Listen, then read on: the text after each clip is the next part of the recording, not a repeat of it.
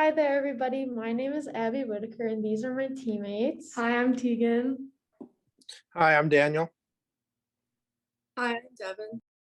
And we are from the company Voice Us, the ultimate guide to organizing your protests, rallies, and assemblies effectively and efficiently. So one of the most popular things right now is getting your voice to be heard. People are learning now more than ever that you can make a difference in this world. You can make a change, but they don't know how to do it and they don't have the confidence.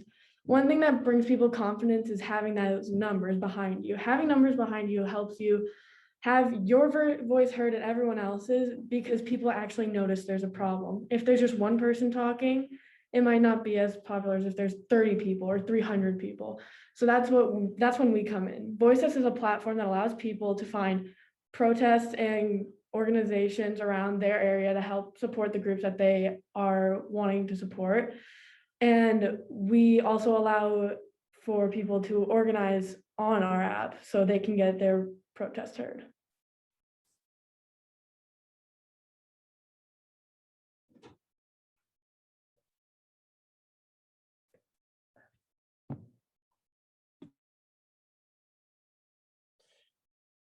All right, so to prove that this business model would work, we had to dig up some evidence about its market size. So first off, we had to prove that these cause supporters and leaders actually exist.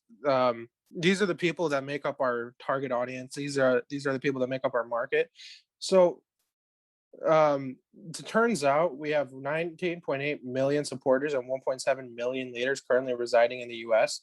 So who these people are is that these are people who have causes they want to support. And the cause leaders are people who have causes that they want to lead, who want change made. So how do we find out that there are 19.8 million supporters and 1.7 million leaders? Well, meet Kelsey and Ashley. Kelsey and Ashley. Kelsey is a 21-year-old college freshman at NYU who's got a passion for politics and wants to make a difference.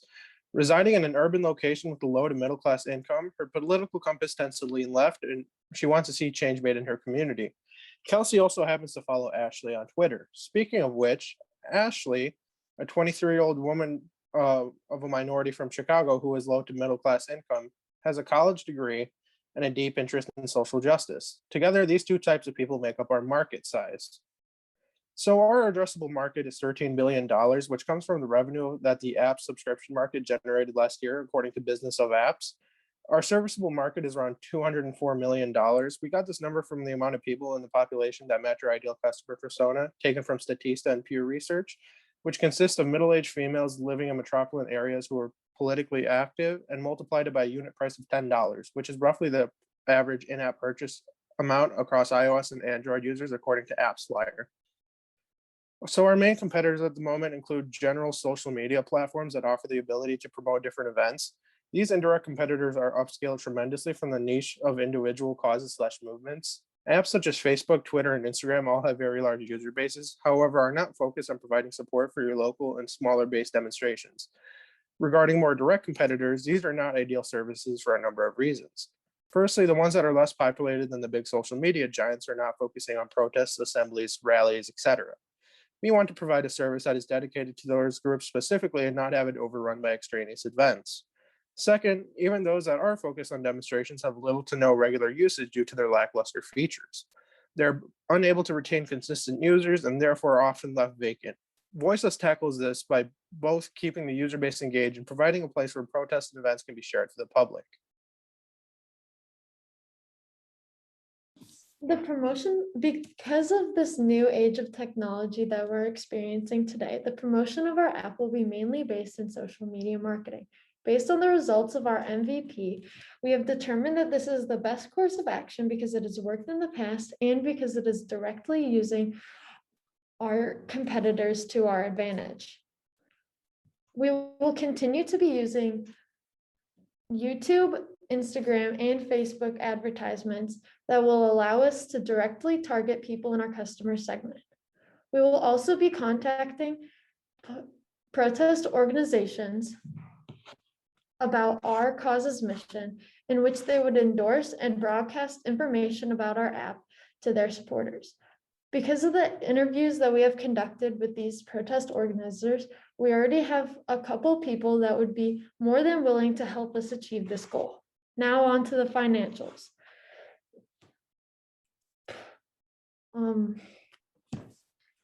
Once the final version of our app is launched, the Apple App Store and the Google Play Store, that's when our pricing strategy will come into play.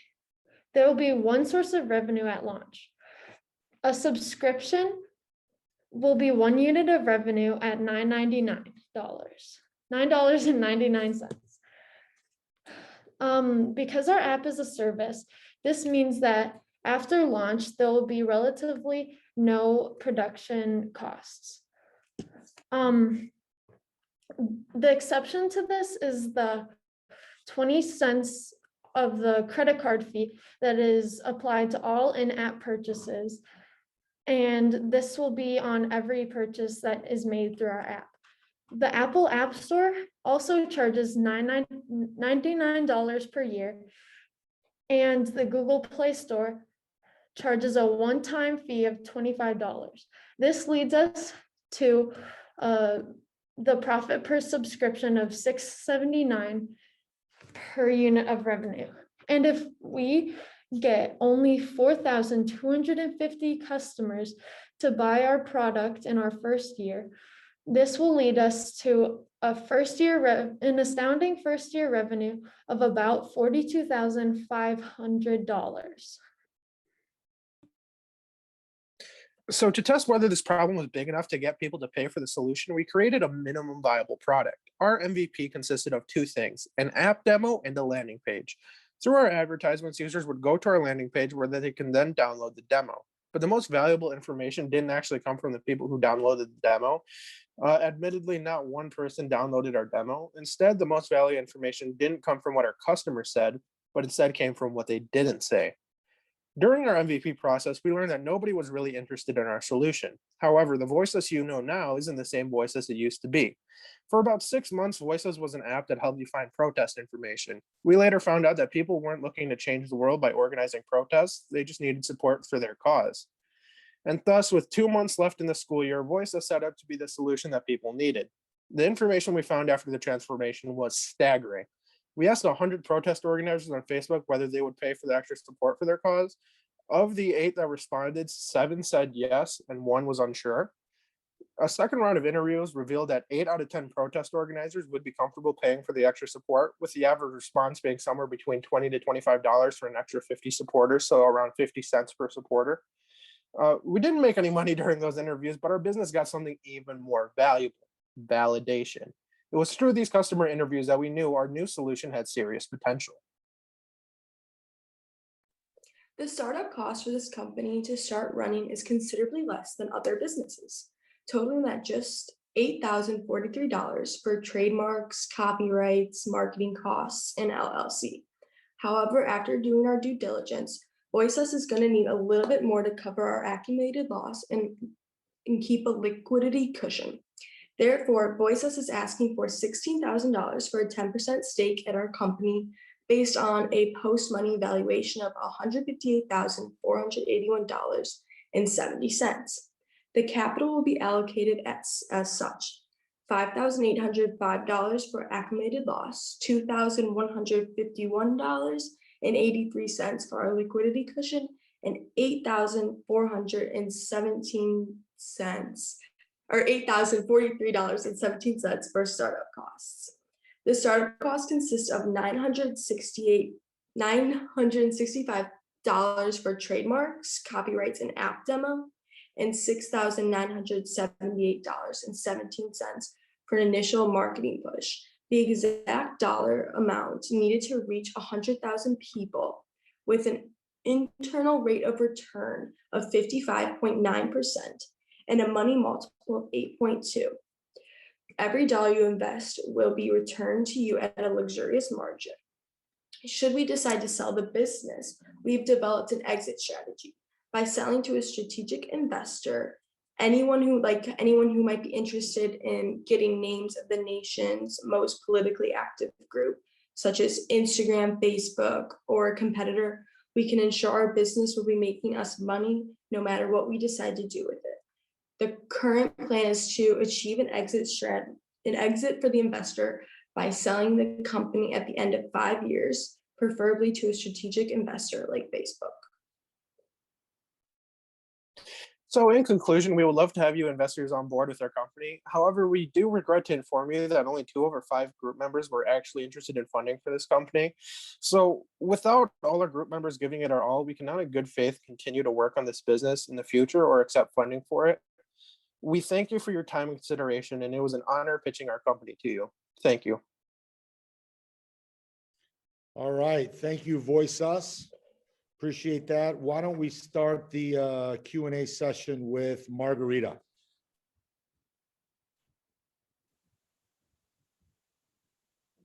You're mute. Sorry, Margarita, you're muted. Nope, sorry. The button was not active for me. Thank you all for working together as a team for this effort. I've got a question regarding a statement made regarding basically the cost of this service. Someone said after the launch of this product, there would be no production costs. Could you talk more about that? Anyone on the team? Right, yes, so that is because our main costs of the app are the startup costs, and after that point of the startup costs, we have relatively low amounts of production costs for that app, except for the 20 cents of a credit card fee for the in-app purchases, and then also the yearly fee that Apple charges and the one-time fee that the Google Play Store charges. Okay, so does that mean your product or service would not be pushing out any relevant or timely content to your group of subscribers as they would have grown? The great thing about our app is how the protest organizers would be the people pushing that information out to the supporters and not us. So basically, they would be doing the work for us, if that makes sense. Okay, so then you're simply the technology platform connecting the different groups of interest, and then they would update and provide their own content. Right, yes. Okay, something to consider in services and products such as this is that there is always a learning curve and a support curve, because as people come in and out, even if they're established movements, organizations such as Black Lives Matter, I mean, the people who lead those organizations won't be static, and they would probably look to the platform for continued learning as well as improved service over time. So just something to consider as you perhaps develop your own careers and may have an interest in something like this for the future. Yep, I was just going to say, I think it's, you know, I think through all these processes and every day, it's learning as you go along is very important. And it seems like you guys were really able to identify that, well, we had a vision and we started going down that track and realized that maybe we need to think about it a different way. And that's admirable that you actually, a lot of people, some people don't want to change. And you guys were willing to make the change and talk to us about it. So thank you. And it was really interesting to hear how you shifted. And I guess I was just asked a little bit, was curious about kind of how that pivot would work. So as Margarita kind of started, but so the leaders or the organizers would be really the customers that were going to be using your platform for communication and pushing information out. And then what was the proposed revenue that you were going to be asking them for that? It was, I think you had mentioned a certain amount per head.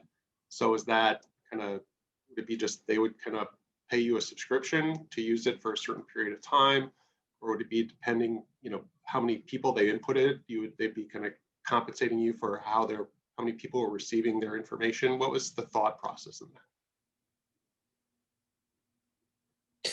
Yeah, so the thought process behind that, when we got the number that was 50 cents per head, that was when we did the interviews. We asked them, how much would you be willing to pay per supporter? And we gave them a number of 50 supporters. They came back with $25. So we evened that out to 50 cents per supporter.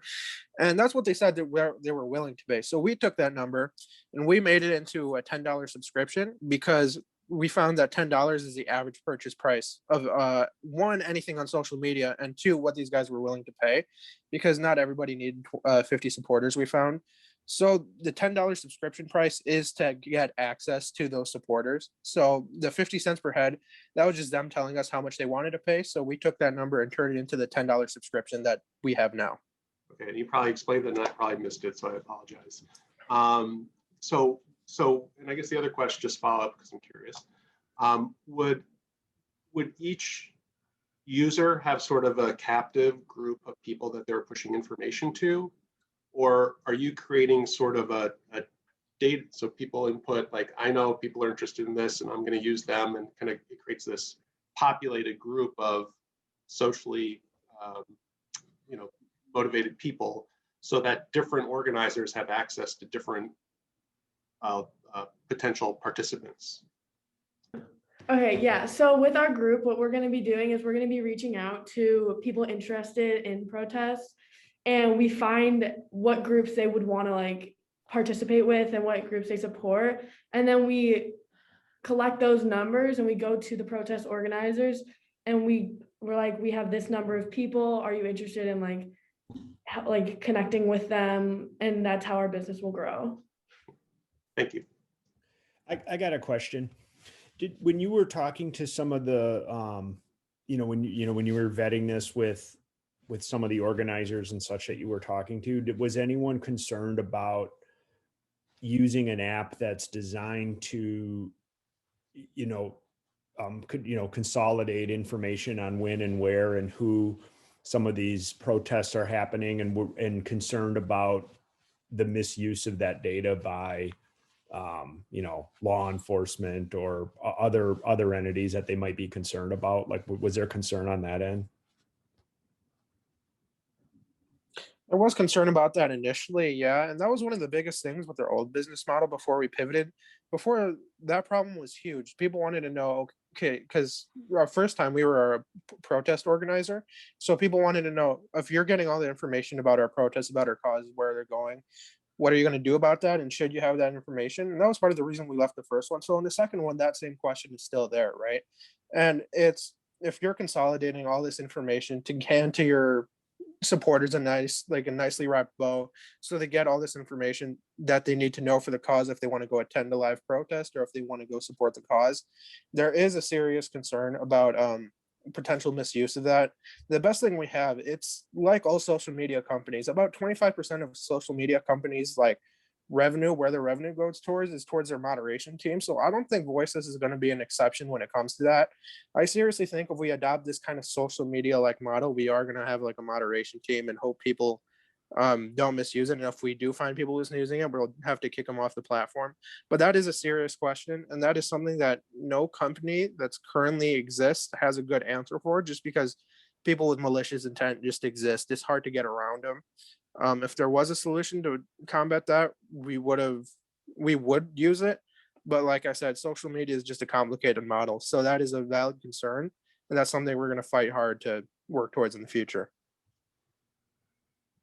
Dave Johnson has a question. Dave, go ahead. So, mine was kind of on the financial side. I saw in your costs, a lot of marketing costs, but I didn't see an estimate for sort of the app development. Do you already have the app developed and ready to launch, or do you have to pay somebody to build it for you?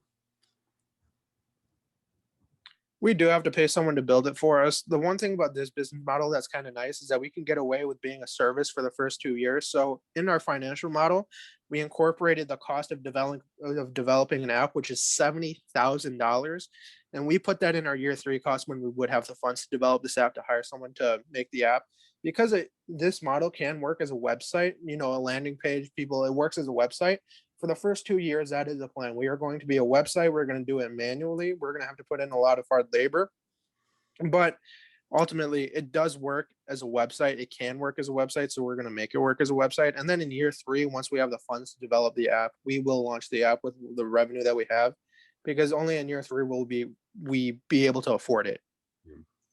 And that, excuse me, just curious, right? So at the end, you basically have decided, not to proceed, it sounds like, or at least 2 of you are willing to proceed. Have you considered the idea of, hiring on other students to, to help you with the company for the next year or 2? We have considered that, yes. It's one of the ways we can get into the accelerator company if we have 2 students from our company and then hire someone for the next one. We have considered that path, but we're not sure if we want to take it. One, because this business model was made in 2 months. We had to pivot, like we had 6 months of the first business and 2 months of the second business. I feel like if we were to go into the next program, the accelerator program, we would need a rock solid business model that we all could rely on. And this, we just haven't done enough research to put our faith in it. So that was part of the reason why only 2 of us wanted to proceed, is because we changed it so quick in the last 2 months that we think we might have better luck on a different business model entirely, like a different business, so we can continue our journeys as entrepreneurs, as individual students. Okay. Adding on to Daniel, one problem that we do have is why we don't want to why we're going to have a hard time going to the next step with this is, like he said, we just pivoted to not a whole new, but a new program for us. And finding people that would be willing to help us do backtrack all the way and start up from the bottom would be very difficult, because a lot of people are going to try and work for the businesses that are already ahead. So finding those people that are actually going to want to do the work and help us progress is going to be hard to find. Right. And since this new business model is kind of in the newer stages, I feel like in order for it to progress into the accelerator program, it could potentially be an idea that the all-star team could pick up on, but there's no guarantee that there will be an all-star team or that they would want to use this idea. But it is still a possibility. For those of you who are interested in considering somewhere in this space, you might want to explore other customer markets, other customer segments for this kind of a model, because I could foresee political action committees being interested in groupings of individuals who are identified, who've raised their hand as having a specific interest in certain areas, be wanting to reach people who've got a passion for that specific area. And certainly every 2 years, there are major elections nationally that could happen that would also find value in this area.